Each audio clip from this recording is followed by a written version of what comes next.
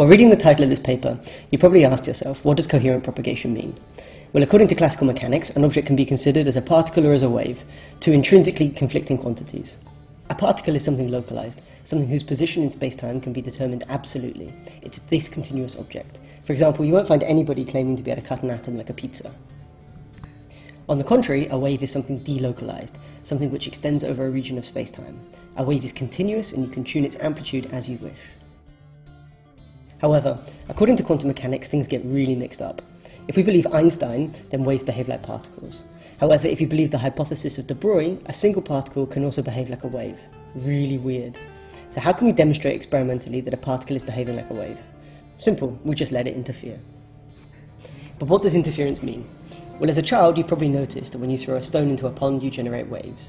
Now imagine that these meet a wall with two openings, each acting as a secondary source of waves.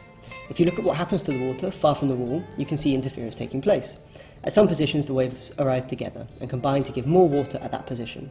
In other places, they combine to give less water. This results in the familiar sinusoidal pattern we associate with interference. Now imagine that you throw flowers, one after the other, towards the same wall as before. On a screen positioned on the other side, you'd expect to see the flowers only behind the openings, a very different distribution to the water waves. What if we now repeat the flower experiment, but this time we use a quantum flower? Here, all we mean by quantum is that we're not allowed to see which of the slits the flower passes through, like here where the cloud covers the slits. Now what you find is the intensity distribution that looks just like the waves we saw before. This means that the flower is coherently propagating through the openings. Quantum physicists will claim that your flower is now delocalized. If you want to build a matter wave interferometer, you need three ingredients. First of all, a source of quantum flowers, secondly a wall with two or more openings, and finally something to count each of the flowers on the other side of your wall. Our quantum flower is a thylocyanine molecule. Individual molecules are introduced into the gas phase by shining a tiny focus laser onto a glass window coated with the molecules. Thylocyanine is good because when we illuminate it with a laser, it will fluoresce. By collecting this fluorescence light with a microscope, we can count single molecules on a screen behind our wall. This means we can image the interference pattern. As for the openings, they're normally produced in a nanotechnology center, as you need tiny regular structures. Let's suppose we want to distinguish two interference fringes separated by 1/40th of a millimeter on a screen placed half a meter downstream. If you consider a thylocyanine flying at 170 meters per second, you need a slit separation of almost 100 nanometers, which is about 1,000 times smaller than the diameter of your hair. But hang on a second, can you find a nanograting for free in nature?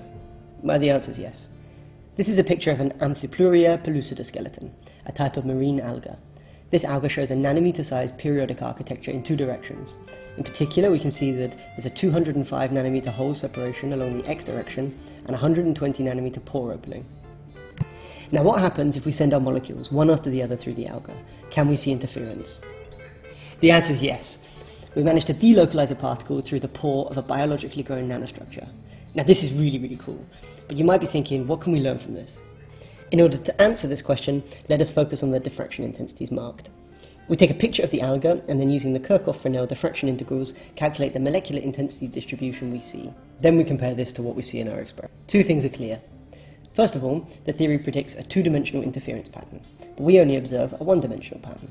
There is a simple explanation for this: gravity. While the molecules fly from the source to the detector, they fall in the Earth's gravitational field. As a result, different velocities will contribute to the same spatial region along y, and the pattern will be smeared out. Secondly, and this is good news, the interference pattern is preserved along the x-axis. But if we compare the theory with the data, we notice something more. In the theoretical simulation, the high interference orders are almost missing. There must be something else going on here, so what's the trick? While flying through the alga, single molecules experience an interaction potential with the surface of the pore. This interaction is described by the van der Waals potential.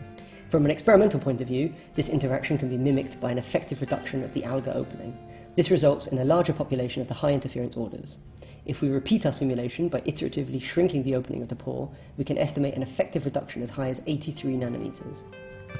Alternatively, we can repeat the simulation, adding a dephasing term to the integral, and we can estimate the interaction constant between the thylocyanine and the inner surface of the alga.